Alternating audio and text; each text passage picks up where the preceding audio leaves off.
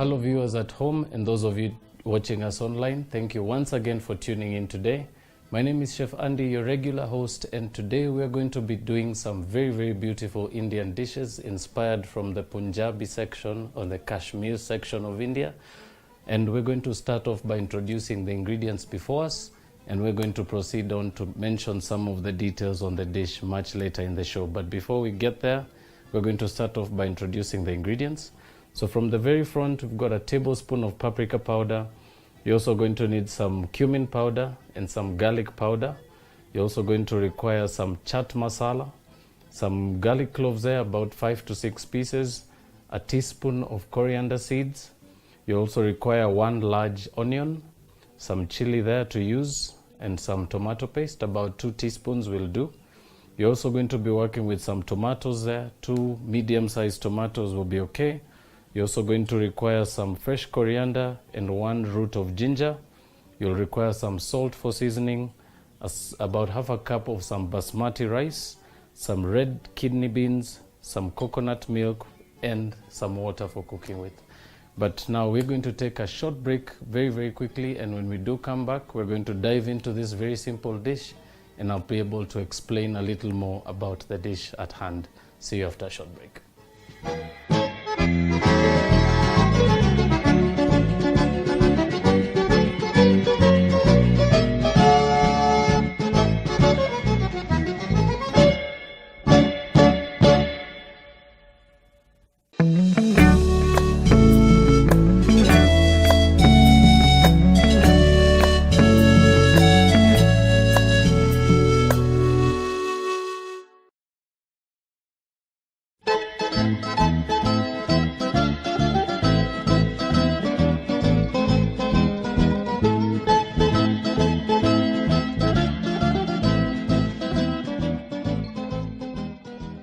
Welcome back, ladies and gentlemen. For those of you who missed on the introduction, we were just introducing the dish of the day, which is basically the Rajma chawal, or rather the red kidney bean curry with some rice, which we're going to be serving on the side.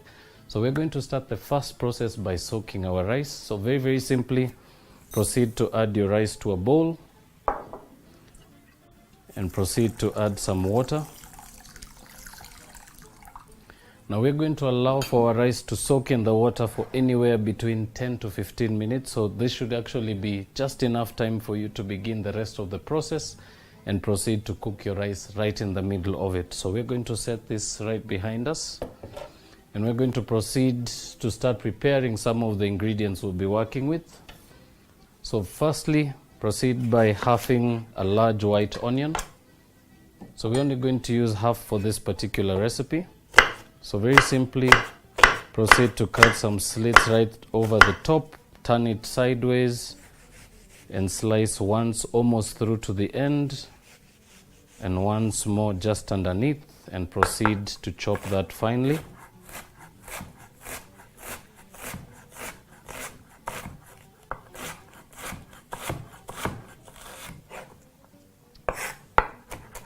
Finish off by chopping right around your root end.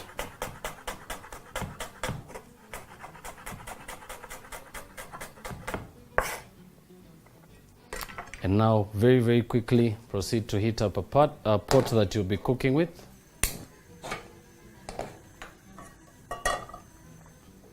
Right, so now we're going to give that just a few seconds to heat up, but while that continues, be sure to add some oil to cook with in your pot.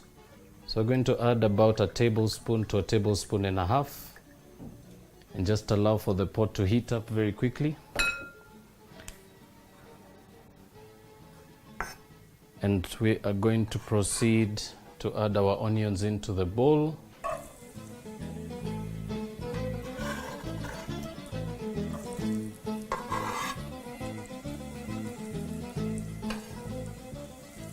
to your onions, you'll proceed to add some of your spices. So we're going to start off with our cumin powder and our chaat masala.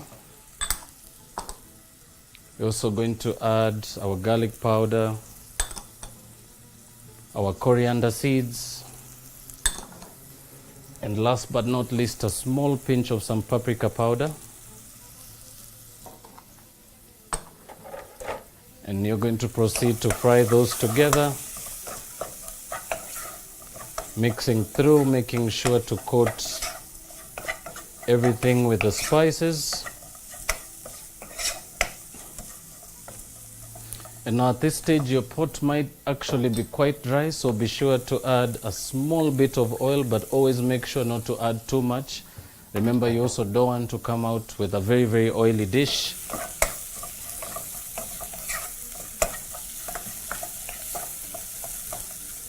Right, so we're going to allow our onions to continue cooking until they're nice and fragrant. And in the meantime, I will start by chopping finely about 4 garlic cloves.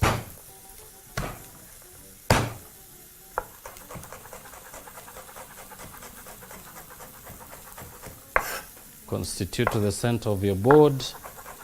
And proceed to chop to the finest size you can possibly find.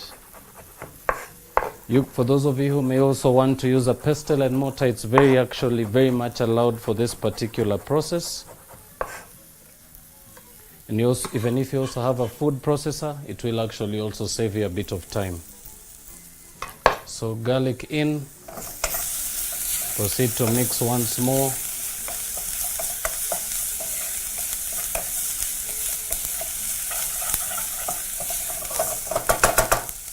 And very crucial, always have a bit of water on the side. This is always very handy to aid you in softening your onions a little faster. Also aids you in combining your flavors a little faster.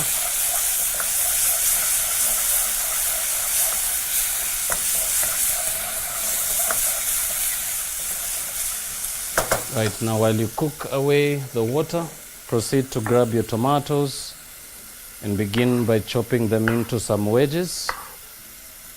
And lastly, into some 1/4 inch cubes. Repeat the same for the second piece.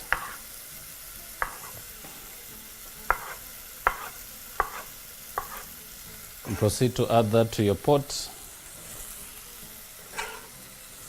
Now at this stage, it's very crucial also to mention you may not want to incorporate any more water at this stage. Remember, your tomatoes do carry a bit of water in them.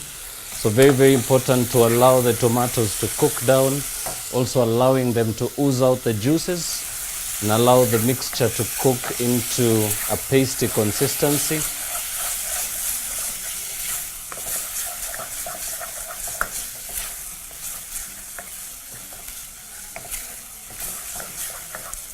You can also add a small bit of water.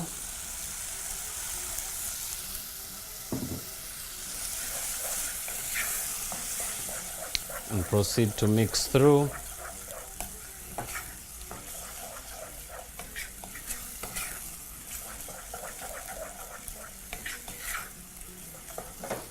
Now we're just going to allow our mixture to continue cooking right up until our tomatoes are broken down and soft.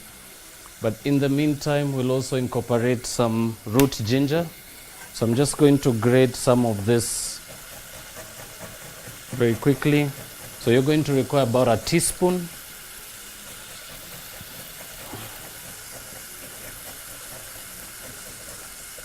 And now one particular hint about why we're adding our ginger a little later than all the other aromatics.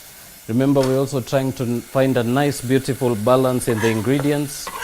And of course, you don't really want the ginger to come out really harshly, so you can add that at this stage. And proceed to mix through.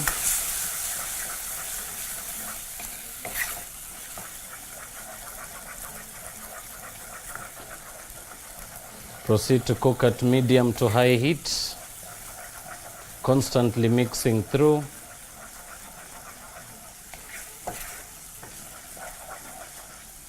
And now at this stage, you can proceed to add your beans to the mixture.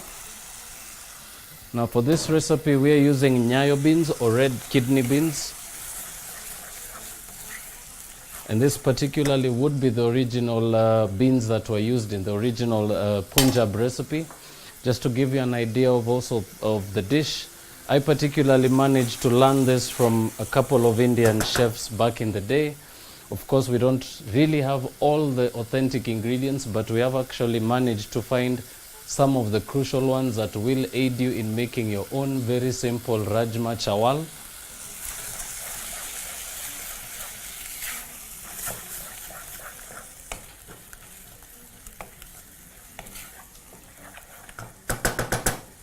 Right, at this stage, we're going to add a bit more water. This will aid in breaking up the tomatoes a little further, also allow for the mixture to completely combine flavor, and also allow for your beans to fully cook. Remember, a very good particular characteristic of a good Rajma chawal would actually be a buttery kind of feeling to the beans, so they should actually be nice and soft. So we're going to finish the first step of our bean process by adding to that some tomato paste. Proceed to mix through.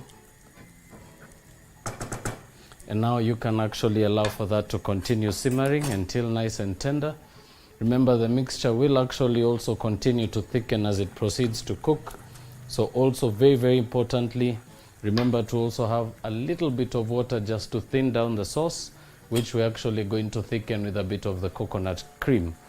But before we get to the next step, before we get to the last and final stage, we're also going to heat up some water in a separate pan.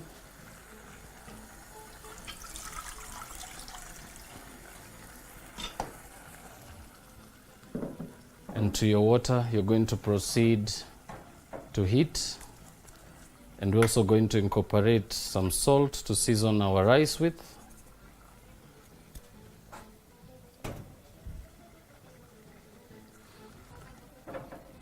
And now, very, very simply, we're going to proceed to just rinse off our rice. So using your hands, just work your fingertips right through the mixture like so. And now remember, this is particularly rice that is a bit of a nicer grade. This has already been processed and cleaned, so you can be able to see the water is not as milky as possible.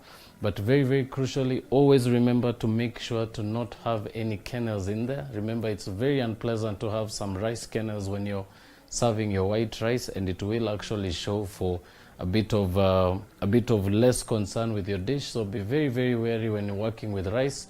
Especially with wild rice, take enough time to clean it. But if you're working with some processed rice, it will actually make your work a little easier, and you may actually only need to rinse it just once. So next up, we're going to proceed to rinse our rice very, very quickly. We're also going to allow for a few seconds for that to drain. So we're going to be using a sieve for this reason.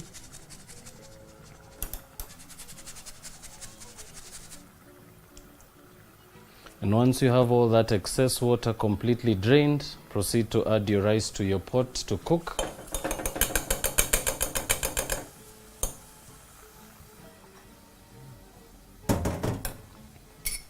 Now, very importantly, give that a nice quick mix, allowing your rice to settle nice and gently at the bottom of your pot. And we are going to proceed to cover that and allow for the full cooking process. That should take us about another 8 to 9 minutes. But while we allow for that to continue cooking and our beans to continue simmering, we are going to take a very, very quick break just to clean up our station. And when we do come back, I'm going to show you how to fluff up your rice once it's fully cooked. And we're also going to get to the last and final process of finishing our Rajma chawal, or as I mentioned, our red kidney bean curry. And we're going to now proceed to the last and final process of plating. But before we do so, don't touch that dial. We'll be right back.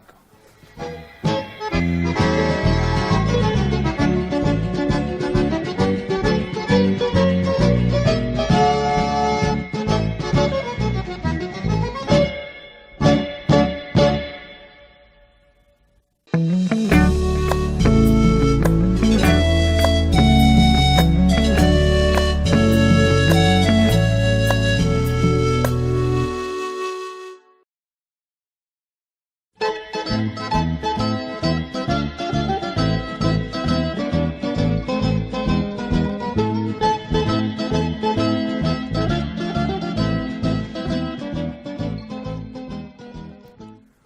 back, ladies and gentlemen.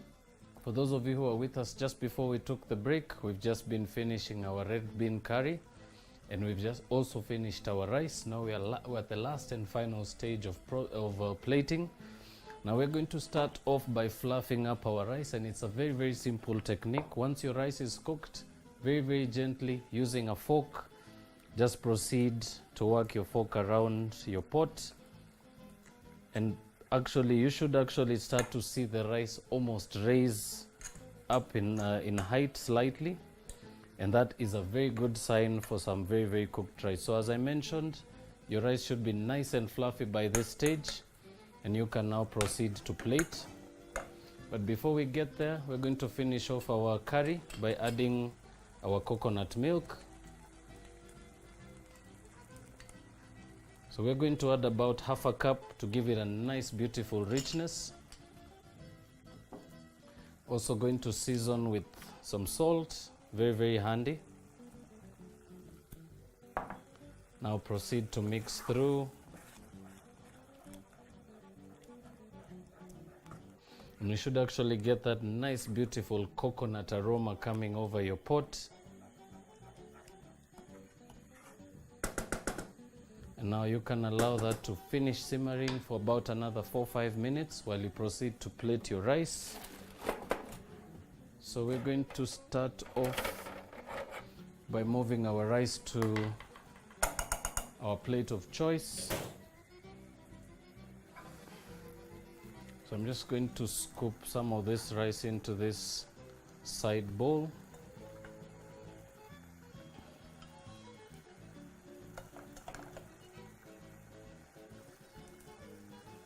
So about 3 to 4 scoops should make for a very good size for an adult portion.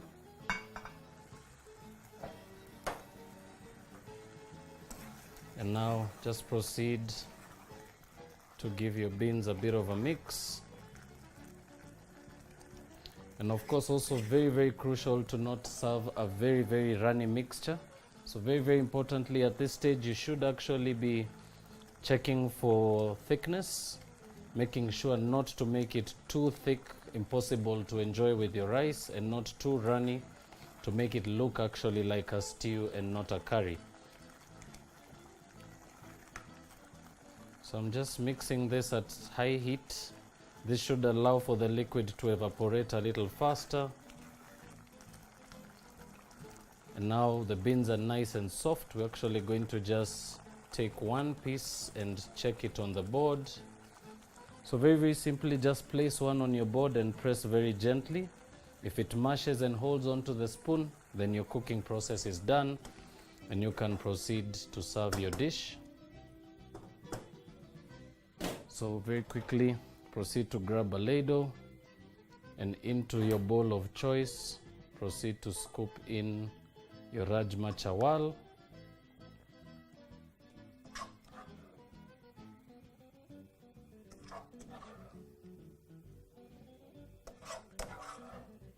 So a nice full bowl. So about 1 tin of red kidney beans should actually be able to give you one beautiful portion to share for 2.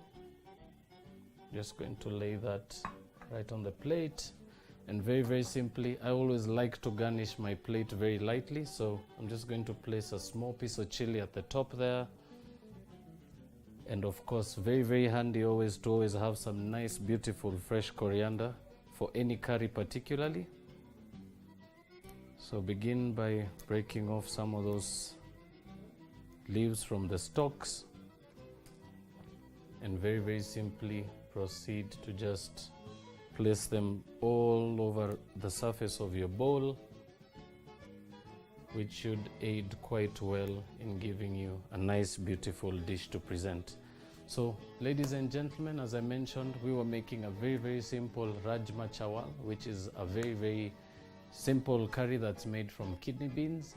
This dish, as I mentioned earlier, it comes from the Punjab community, particularly from the Kashmir region of India, and I pretty much believe we have managed to conquer this very, very simple task. So from the studios, I'm going to bid you farewell, wishing you also to enjoy your dinner today. And for those of you who are going to be taking a chance on a nice, beautiful, traditional dish such as this one, do leave your comments, inquiries, or any comments pertaining the show. Also, do remember that we're always looking forward to hearing from you. So do remember we also have our Facebook page, BrandPlus TV. Do leave your comments there and we'll be definitely sure to get back to you. But for now, until the next episode, I will bid you farewell, wishing you a lovely evening and see you soon.